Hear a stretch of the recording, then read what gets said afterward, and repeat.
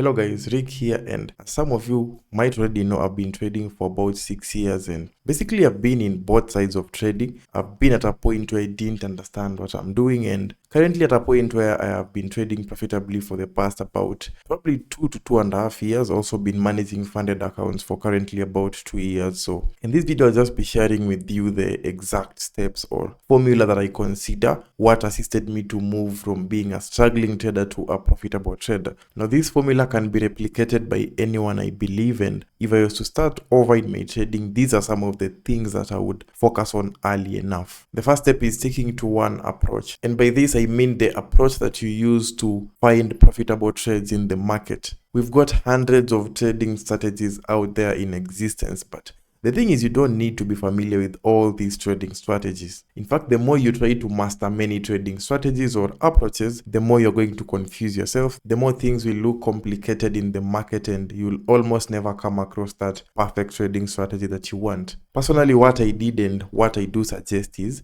just go through about 3 to 5 trading strategies randomly, just online, right? Search 3 to 5 trading strategies online on YouTube from your favorite traders that you've seen have a track record of performance. And then from those 3 to 5 strategies that you're going to learn, eliminate all of them and stick with one that you think you're more comfortable with and one that you easily understand and makes more sense to you. As long as it has an edge, that's the most important thing. Second thing in my success formula that I did is backtest. Now here you go and run your strategy through the past market data across several years for you to just see how it overall performs during different market conditions, and also see if there's anything you could do to better its performance. The advantage of backtesting is that it builds up your confidence. So before you go to the real market, you want to have that confidence that whatever approach you are using in the market has a profitable edge and actually works in the long run. And you can only prove this by collecting the data. So you just can't assume that you think it's working. Once you have this confidence, it will really boost your trading because you won't keep doubting yourself. You won't keep doubting setups in the market. And because of this, you won't have problems of execution in the market, maybe because you fear to hold your trade or you fear to enter the market or something of the sort. So backtesting is very important. The third thing in my success formula is the risk to reward ratio, whereby I do recommend you have a minimum of a 1:3 risk to reward ratio. Meaning whatever you are risking per trade, you want to make sure you are targeting to make at least 3 times. As you can see on this setup, my stop loss is 15 pips and my take profit is 45 pips, giving me a risk to reward ratio of 1:3. That means depending with my capital, if I decide I want to risk only $1,000 on this trade, in the case I lose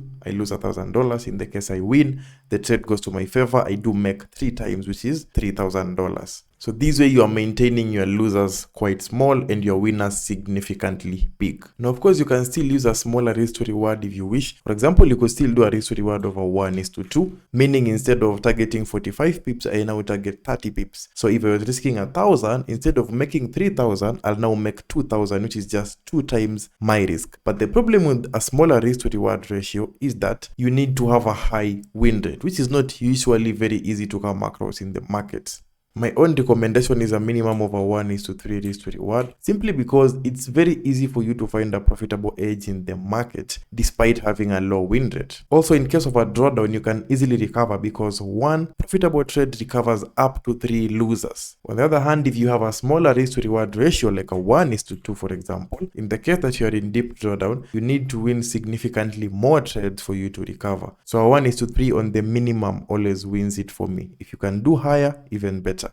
And just before you continue, let me share with you the website that I do use to follow up with the economic news in terms of fundamentals, and it's called Fastbull. It's quite a unique platform with very many features. For me, I use a lot the economic calendar because you all know it's important to be aware of what's happening in terms of fundamentals, especially before you enter the market, just to make sure you're not trading during the wrong market conditions. So with Fastbull, you can come and customize your time here. Once you're in your economic calendar, you can come and also customize to only receive news from specific regions. Like for me, I've only selected to receive fundamentals from the pairs that I'm interested in, and all the rest you can unselect. If you click on the more button here, you have the chance to filter to only receive high impact news. So we have so many fundamentals, but it's always necessary to only focus on the ones that have a significant impact. So you come and select the 3 stars here, the ones in red, And then once you confirm, it will apply in your calendar and you'll be receiving economic data from all these markets. You can also go back in time and select the specific date that you want to see the news. So I use this a lot when I'm backtesting. If I want to go to, let's say, last year January, I can just come and click here, select the year that I want and the specific date, and I'll be able to see the specific news that were released on that day. Without forgetting, it's very flexible. It has a mobile app, so it will be very useful, especially when you are outdoors and you still want to follow up with your calendar. I have many other nice pages like this one of analysis, which has many articles in regards to different markets, different predictions from various analysts in the market, and the 724 page, which shares macroeconomic data from any market you can think of, be it futures, stocks,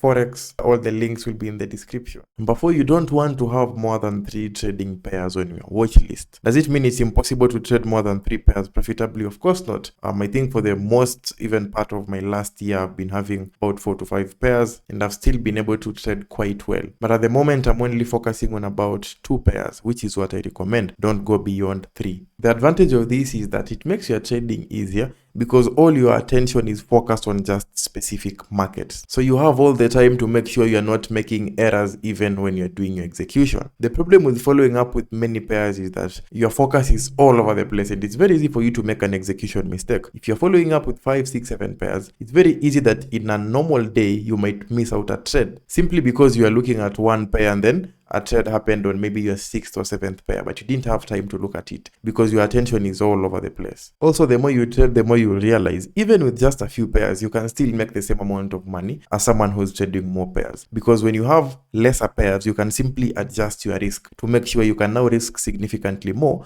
because you're getting very few setups in the market. So you can still achieve the same result or even better as someone who's trading more pairs. But the difference is that with you, you're putting in less effort, you have more time to focus on a few pairs, unlike the other person who is very busy on the market from Monday to Friday, taking many trades, but then they have to cut down their risk and they have to keep looking at their charts from morning to evening, and they are also risking making a mistake. And how you determine the pairs you're going to trade again is through backtesting. Now, backtesting, we already covered it in our second point. So it's through the backtest that you're going to run your strategy or your approach across different markets, then select the best 3 in terms of performance. This is what you want to be focusing on. The next thing that you want is to use a checklist for all your entries in the market. A checklist is the same thing as a playbook. What it means is that you document your strategy step by step and you define what you should see before you enter the market and when you should avoid being in the market. But the difference is that you've put them in some sort of document that you can always refer to before you enter the trade. Myself, for example, I have a playbook that clearly defines what a bullish trade setup looks like versus what a bearish setup looks like, and also the conditions as to which I avoid entering the market. And these are things I've backtested for years and things that I've been using to trade profitably for a while now. I do have 2 monitors, so I do my analysis from my main monitor, which is usually in front of me. Then on the side, I do have a monitor which always displays the trading playbook just before I enter the market. So in case I want to enter a trade, whether bullish or bearish, I have to confirm from the playbook just to make sure every criteria has been met and I'm not making any mistake in my execution. For those of you who might want to use a similar trading approach, all of it is clearly defined and available to community members, and the link should be in the description. So as we proceed, let me ask you a question. Have you ever taken a losing trade in the market? Then after hitting your stop loss, your mind kind of remind you that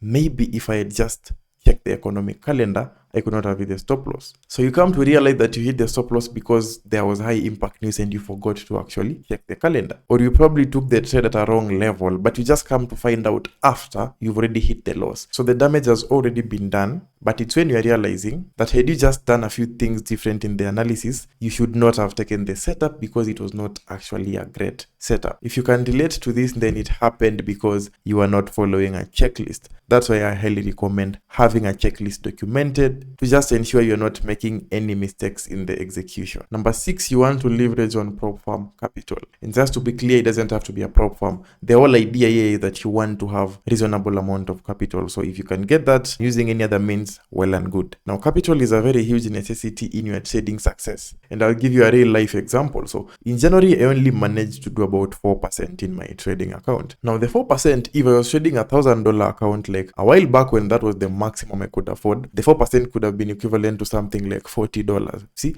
nothing reasonable. But at the moment with a 50k account, 4% is equivalent to just about $2,000. Assuming I had about 200k in capital, which is what I'm actually working on, with 200k, the 4% could have been worth $8,000. With $1 million in funding, the same 4% gives you $40,000. Literally, the money you make is just a function of the capital available at hand. And that's why myself currently I'm striving to scale up my capital to the hundreds of thousands or even more, because I understand that the more the capital, the more I can make. The second last thing that you want to practice is risk management, and I do recommend no more than 1% risk per trade. Of course, these might slightly vary depending on the type of strategy you are using, depending on the type of account you are trading, whether personal or prop firm account, and also depending with your trade frequency versus your win rate. For example, if you do have a system that gives you 10 trades a day, you can't be risking more than 1%. In fact, for you, you might even have to do something like 0.4%, because if you get 10 trades a day, and let's assume on a bad day you lose 6 or 7 trades, if you're doing 1%, you've already lost 7% within a day. See? But on the other hand, you can be getting maybe only 1 trade per week.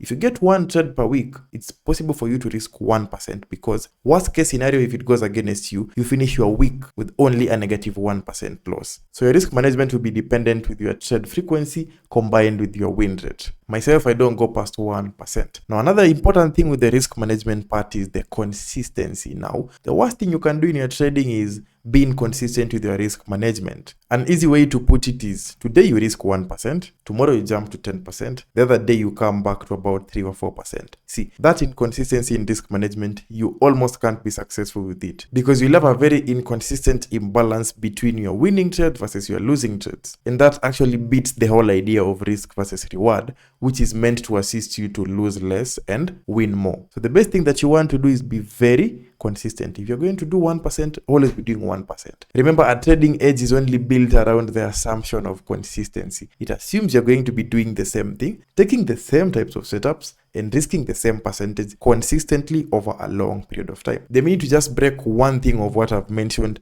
you automatically destroy the whole trading edge. The final thing in my success formula that assisted me to become profitable after combining all these things was journaling. Journaling simply means for every trade you take in the market, you document it or you note it down somewhere. It's like keeping the records of the trade that you entered. What pair was it? When did you enter? How did the trade perform? If there's anything you learned from the trade, you also want to note it down. If there's any mistake you did on the trade that you come to realize eventually, you also want to note it down. Then at the end of the day, at the end of the week, or at the end of the month, you will be coming back to review your journal to see how you performed and if there is anything that you could have done better. Here's an example of a journal from one of my community members. As you can see, all the trades that have been in the market, he records them and whether he took them or not, all the way from November, September. So this is basically how a journal looks like. And in the case he makes a mistake, he also has to record the error. So as you can see, for example, in February, there are a few errors that he did in the trading. So like here, he didn't wait for a pullback, which is one of the things that we do have in the rules of the strategy that we are using. So he ended up taking a stop loss on this day, even though there was no real stop loss according to the strategy. So you see, so at the end of the month, it's very easy for him to come back and review his performance, to see the errors that he did, and moving forward, you become intentional to make sure you don't keep repeating the same errors. So it's not every time you finish your month at a 3 or 4% and the results were actually 4%. It's very easy that you'll finish your month at, let's say, even 1%, while ideally you should have done 3 or 4%. So the gap comes because there's a day you took a stop loss that you're not supposed to take. Sometimes you find that we did have a profitable trade like on this day, but you are not able to take the trade because of some reason. So that's the whole idea of journaling. You want to document your process. Now you can choose to use a manual journal on Excel. We also have better journals that are automated and paid for. If that's what you want to do, you can also do research on that. So that being said, that is the last point of our success formula. So as I conclude, these 8 things are what turned my performance into profitability. And again, this formula is basically for someone who already knows how to analyze the market. So meaning you are somebody who knows how to read the candles, you know how to interpret the charts, but the only thing you are struggling with is how to now become profitable in the market. I don't see a way that you can follow this step by step and not succeed in your trading over time. So try to assess your trading and see what aspect you are probably missing out of these 8, and hopefully this should improve your trading once implemented. That's it for this video. Until next time.